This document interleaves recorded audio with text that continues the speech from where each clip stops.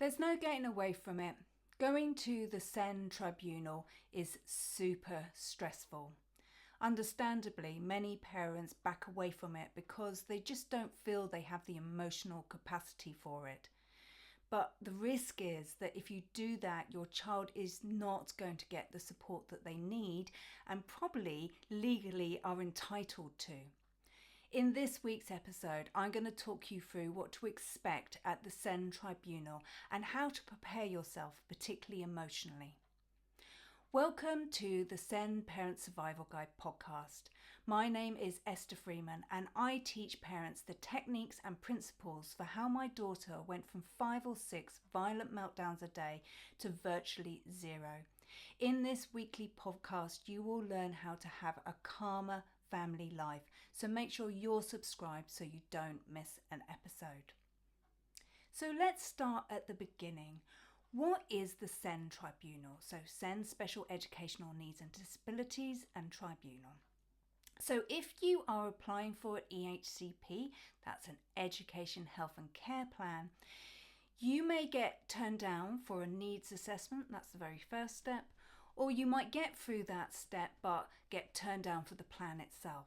Or you may have a plan and you've gone through annual review and there's been changes that you're not happy with, or maybe you're looking for a school to be named on the plan and you've been refused. All these things can be appealed against, but saying appeal makes it sound far more simple than it actually is. You might have the idea of, well, I just write a letter to someone or fill in a form. No, unfortunately, you do have to go to a court. You will have to sit in front of a judge and a panel of experts. There will be evidence, there will be witnesses, there's the whole lot. Now, just because there's all these frightening things doesn't mean you shouldn't do it, because actually the odds are overwhelmingly in the favour of parents. Currently, it is around 98% of parents are winning their cases. 98%. So kind of with those odds, you'd just be crazy not to do it, even though it is really stressful. Imagine if someone told you that if you were a gambling person, that if you put money on this horse, they had a 98% chance of winning. You'd put the money on, right? And talking of money, this might be another one of your concerns. How can I possibly afford to go to court? Going to court is really expensive. Well, this is the other good piece of news I've got to share with you. The vast majority of parents represent themselves in court. I think it's around 75%. So the vast majority of parents represent themselves and almost all of them are winning. So some of you will be able to afford to hire a solicitor. A cheaper option is having a SEN advocate. And absolutely you should do those things if you can afford it and you've got that money to spare. But if you can't, you can still do this. And I'm going to be focusing a large chunk of this podcast on that group of people because I know it's really tough out there for families with disabled children. It's really hard to work full time. It's expensive having a child with special educational needs. So I know a lot of you are falling in this category. But even if you don't fall into this category, I think you should continue watching because I'm going to also talk about how you manage the emotional impact of all of this.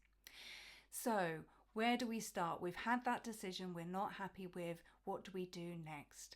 Well, what I would say is if you're still listening to all of this and you've heard those odds and you know that you don't need money to do it and you know you can do it yourself and you're probably going to win, but you're still feeling, I just don't know if I've got the emotional capacity for this, then I understand. And what I would encourage you to do now is just take a step back and give tapping a try. So tapping is a form of talk therapy combined with acupuncture, but instead of using needles, we just use our fingers and we tap on the different parts of the body. They're the same parts that we would put needles in if we were doing acupuncture. Now, what's great about tapping is that you don't need any specialist equipment. You don't need any particular training, I do have a guided tapping meditation to help you through it, and you can download that in the show notes, or if you're watching this on YouTube, go to the video description. That guided tapping meditation will take you through everything that you need to do. So that's all you need to give tapping a go. Most people find that within 10 minutes they have noticeable reduction in their stress and overwhelm. And what will happen is once you reduce that stress and overwhelm, you'll be able to think more clearly because you're switching off that fight flight center. You probably, if you're feeling like I can't do this, I just can't, that's your flight response in action, saying I've just got to run away from this because I can't cope. So we need to switch that off, and we can do that with tapping. Once that's switched off, we'll be able to think more clearly and have more confidence and know, yes, you can do this. And I really would encourage you, despite how stressful it is, because I think you will win. So we've done our tapping. We've decided we're going to go ahead with this. We're going to appeal. The first step is to consider mediation. Now, EHCP, who are a charity that deal with special educational needs law, they used to advise that you don't bother with mediation. All it does is slow the process down, and the outcomes are usually quite poor. They've actually changed their guidance because there's such a backlog in the SEND Tribunal now, because so many people are doing what you're going to do and appealing and fighting for their kids. So there's a massive backlog, and they say it's now a bit of a personal decision about whether you do it or not. They're not giving advice on yes or no at the moment. What I would say, I can't tell you yes or no either, but what I would say is try and weigh up, if you can, how likely you think that you can sort this out in mediation. So talking it through with a professional mediator, with the local authority, and see if you can sort it out. Now, I would say if what you're asking for is really expensive, for example, maybe you're asking for an independent school, I think you're unlikely to be able to negotiate that in mediation because it's coming down to cost. If you are going for something that's quite small and cheap, it's probably worth giving that a go, because at worst, you're going to be slowed down by 30 days. And this is about a year-long process at the moment. So it's going to slow you down by 30 days because mediation has to happen within 30 days. And if it hasn't, you can then file your appeal. So if you have decided you are going to go to mediation and try and sort it out with the local authority, one really important thing to know is that EHCP have been seeing a lot of cases going to mediation where the representative from the local authority hasn't been a decision maker. And then it's a waste of time for everyone because decisions can't be made in the meeting. So you need to make sure that whoever you're going in with is a decision maker. So ask them about that, ask it who it is and if they can make decisions. The outcomes of mediation are legally binding, and so if you think that you can resolve this, it is worth it because you'll get it done in 30 days instead of a year. I decided not to do it because the things that I was asking for at tribunal were really expensive, and I still think that was the right decision. There was absolutely no way the local authority were going to just negotiate their way through this with me. They just weren't. So that is the first thing you need to do. So say you're going to skip mediation, you do still need to get your mediation certificate. There will be a number on the letter that the local authority sends you where you can do that. It's a very simple process. That will then need to be sent to the court. And that basically just says, I've considered it and I've considered I'm not going to do it. That's fine, that you're in your legal rights to do that. So the next stage is the paperwork. Now, the paperwork can seem really daunting. There's a lot of legalese, there's a lot of stuff in bold and underlined, and it's using lots of scary language. It isn't actually quite as bad as it looks. If you are doing this alone, please subscribe to this channel because I've got some new, or to the podcast if you're listening on the podcast, because I'm going to have some news soon about additional support that I can provide to help you with working your way through some of that paperwork. You also might want to find a friend who's already been through it, who can just sit down with you and maybe you can work through the forms together. Or if you're someone who really struggles with forms, maybe you have your own diagnosis of something like ADHD, again, get a friend to sit down and help you. And I'm sure between the two of you, you can work this out. So you get your forms done, you get your paperwork done, you get your evidence sorted and your witness statements. If you're having them, you don't need them. Forgot to say before, also the SEND Tribunal have a really helpful helpline. They're so lovely there.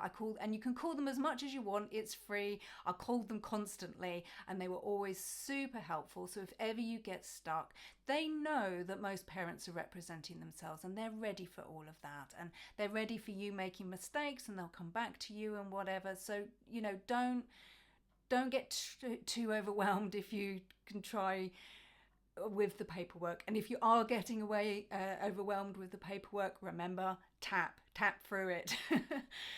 So that's the paperwork. You're then going to just have a really long wait until your final hearing. There may be some halfway through, there may be a case review hearing depending on how complex your case is, but you may just find you've got months and months of waiting.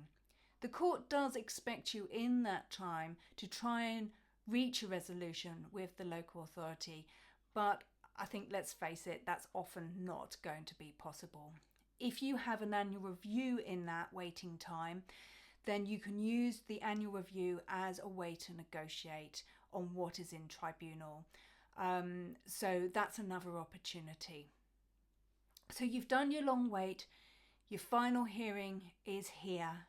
How do we prepare for it? Now, there will be lots of things that you can do to prepare the paperwork and things like that, and I'm going to cover those in another video at another time. What I want to talk about now is how do you prepare for it emotionally, because this does take such a massive emotional toll on you. So I would say before your hearing, by the way, will either be a half day or a full day, depending on the complexity of your case. And they normally start around 9-10 o'clock in the morning. So before your hearing, take a break to do some tapping, to calm your mind, to calm your nerves, and to be able to present yourself in the best possible light in front of the judge and the panel of experts. That's really going to set you up for a success.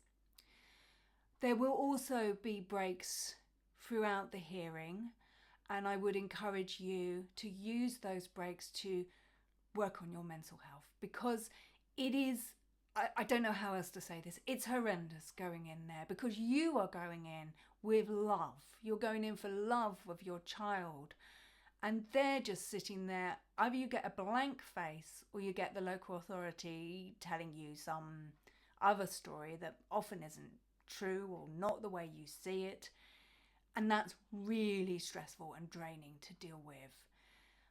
I've likened it to going to therapy and just having either therapist sitting there with like a stony face or just going, that's not true, because you are having to go there and share all this stuff about your child and share their struggles and why they need this support and why it's so essential and all the awful things that have been happening because they haven't had this support. And to not really, I mean, you get a little bit of tokenistic empathy, but really the judge is there to listen to the evidence and use the legal tests to decide the options. So it's not that I'm not criticizing the judge or the panel. It's not their job to sit there and express empathy with you. Their job is to work out what is the legal answer. But I am saying that just as a parent, that is quite hard to sit through, and you may be sitting through it for several hours, maybe even the whole day. So use those breaks. If you have a long enough break, do some tapping. You maybe don't need to do a whole tapping routine. You can just tap and breathe, tap through each point and breathe. Maybe you can have a very quick walk around the block if you have time. Obviously, don't miss the return time. You can also do things like splashing cold water on your face, shaking your body, jumping up and down, whatever you need to just get yourself and your body and your mind just fit to go back in there and start it all over again. Then at the end, I really want you, before you go into your hearing, to have a plan for what you're going to do at the end of your hearing. Because when I came out of my hearing, I felt like I'd just gone through 10 rounds in a boxing ring, like emotional boxing ring. I just felt battered.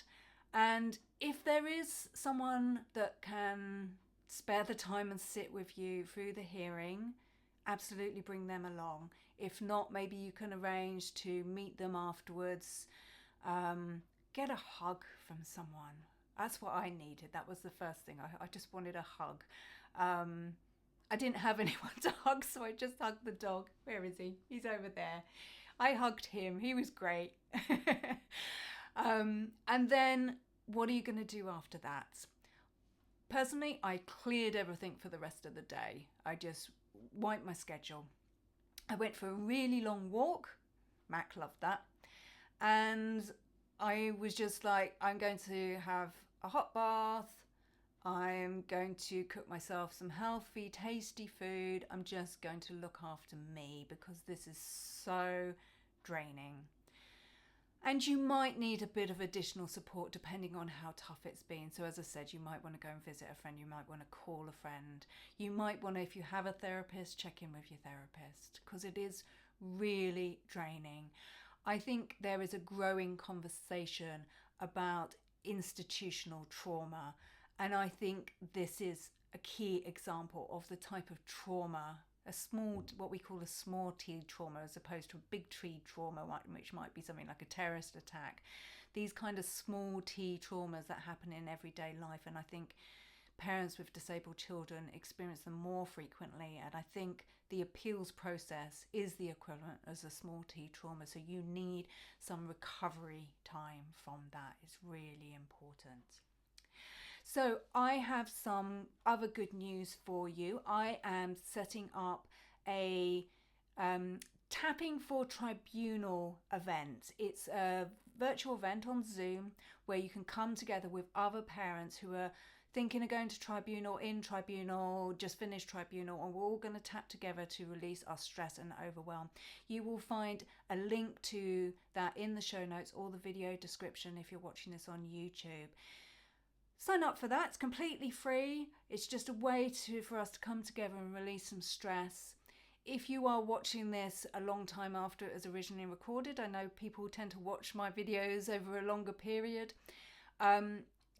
Subscribe to my Eventbrite page because I will be having more events like that. Let's tap together. Let's not stay in isolation. Let's come together as a community. So that is how to prepare emotionally. Some practical tips in there for you as well for tribunal. As I said, I will be doing some more on this subject. So if you are heading into tribunal, do subscribe to my channel or follow on the podcast, whatever podcast platform you're using, so you get notified when those episodes come out. So now for the section of the show where I talk about wider issues, and I want to raise the issue of ADHD medication because I'm still seeing this come up, and I've done a little bit of research and I can see that there are still shortages of medication out there.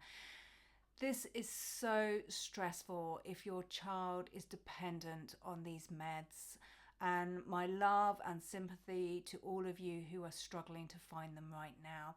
I tried to find out a bit of information about when things might be coming back online, and this autumn, when I'm recording this in autumn 2024, they are saying that they're starting to speed up supply processes now. There's been lots of sort of consultations and discussions with government officials and things like that going on, and they're hoping that into the new year, into 2025, these things should be speeding up. And so hopefully you'll be able to find it a little bit easier to get the meds that your child needs, or maybe you need them as well. If you are worrying about this, or if you haven't even embarked on the medication journey yet, I do have a video for other strategies, because medication should never be used in isolation anyway. It should be part of a treatment program.